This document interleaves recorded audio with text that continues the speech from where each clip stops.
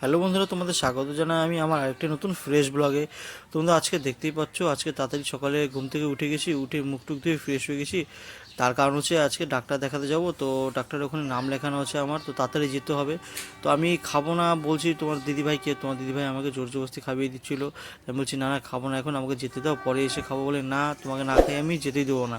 তারপর দেখতেই পারলাম না খেয়ে আমাকে যেতেই দিল না।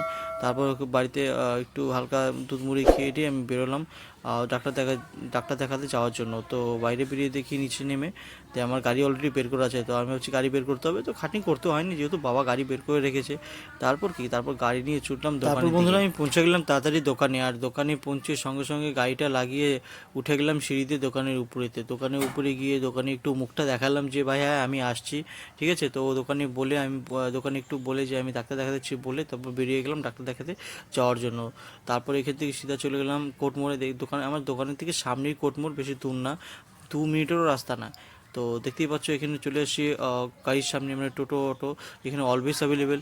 তো উঠে গেলাম একটি সিটি অটোতে, আর সিটি অটোতে উঠেই সিটি অটোওয়ালাকে বললাম দাদা আমি নর্থ বেঙ্গল মেডিকেল সামনে যাবো, ওখানে আমাকে নামিয়ে দিও। তো বললো যে ভাই দাঁড়াও, একটু সময় লাগবে, তার কারণ হচ্ছে গাড়ি ভরবে তারপর গাড়ি ছাড়বে। তো এখানে দেখতেই পাচ্ছ আমি ওখানে নেমে গেছি নর্থ বেঙ্গল মেডিকেল সামনে।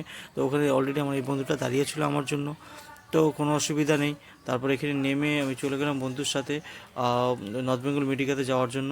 তো ও বলছিল ভাই কখন থেকে আমি এখানে দাঁড়িয়ে আছি, তুমি এখনও আসুনি, তোমাকে বারবার করে ফোন করেছিলাম। তো আমি বললাম যে ভাই গাড়িওয়ালা এত লেট করছিল আর জামের মধ্যে ফেসে গেছিলাম, তাই এত লেট হচ্ছিলো। আর দেখতে পাচ্ছ এখানে নর্থ বেঙ্গল মেডিকেলে আমি ঢুকে গেছি ডাক্তার দেখানোর জন্য। তারপর ওখানে ডাক্তার ফাক্তার দেখিয়ে তারপরের দিন বন্ধুরা আমি চলে এসেছি তোমার টেস্টের এখানে। আরে বন্ধুরা এই টেস্টের জায়গাটা হচ্ছে বন্ধুরা রমা, ঠিক আছে। তো ওখানে অলরেডি আমার ডাক্তার দেখানো হয়ে গেছে, আর তারপরের দিনই এটা। তো এখানে তারপরের দিন ডাক্তার দেখিয়ে আমি চলে এসেছি সিধা টেস্টের জন্য রমাতে। তারপর বন্ধুরা আমি যখনই কাউন্টারে গেছি ওরা বললো যে কিছুক্ষণ বসতে হবে, কিছুক্ষণ বসো ওখানে, একটু পরে ডেকে নেবো তোমার নাম।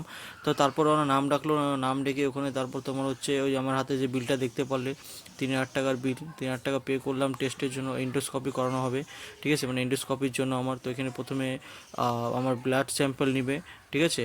তো এখানে দেখতেই পাচ্ছ অনেকক্ষণ বাইরে বসেছিলাম, এই যে আমার হাতে বিলটা ছিল।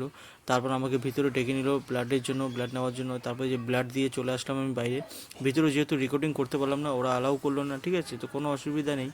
তারপরে দেখতে পাচ্ছ ব্লাড দিয়ে আমি বাইরে বসে আছি। তো এটা রিপোর্ট হওয়ার পর তারপর আমার এখানে এন্ডোস্কপি করার পরে যে বাইরে চলে এসেছি আমি, ঠিক আছে। তো আর বাইরে এসে মানে কি বলবো বন্ধুরা, ভগবান করে এরকম প্রবলেম যাতে কারোর না হয়, মানে এন্ডোস্কপি করার মতো নবদ কারণ না আসুক। খুব একটা কষ্টকর একটা টেস্ট, মানে খুবই বাজে একটা টেস্ট, যে কেন জানি ডক্টর সমস্যা হলে তবেই দেয়।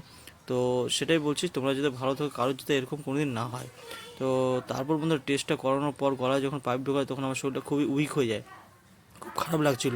তারপর বাইরে এসে একটা চার দোকানে জল বোতল নিয়ে কুলকুচি করে তারপর ওই চার দোকানে বসে পড়ি আমি কিছুক্ষণ বসে। আর গলাটা একটু ব্যথা ব্যথা করছিল যেহেতু পাইপ ঢুকিয়েছিল। তারপর হচ্ছে তোমার ওখান থেকে একটা গরম চা নিয়ে সঙ্গে সঙ্গে খেলাম, খাওয়ার পর একটু রিলিফ পাওয়ার পর ওখানে কিছুক্ষণ তারপরেও আমি ওখানে কিছুক্ষণ বসার পর 15-20 মিনিটের মতো বসে তারপর আমরা রওনা দিই ওখান থেকে বাড়ি যাওয়ার জন্য। তারপর এখান থেকে দেখতে পাচ্ছ বন্ধুরা আমরা উঠে গেছি সিধা সিটি অটোতে, আর সিটি অটোতে উঠে আবার জামে ফেসে গেছি। তো যাই হোক, যতক্ষণ জামটা ক্রস করি আর শরীরটা ভালো লাগছিল না, বাড়ি গিয়ে একটু আরাম করব। তো বন্ধুরা আজকের মতো এই ব্লগটা আমি এখানেই এন্ড করছি। তোমাদের সাথে দেখা করবো আরেকটা নতুন ফ্রেশ ব্লগে। আর বন্ধু তোমাদের কাদের সাথে কখনো যদি তোমরা এরকম কোনো টেস্ট করে থাকো তো আমাকে কমেন্ট করে অবশ্যই জানিও তোমাদের এক্সপিরিয়েন্সটা কেমন।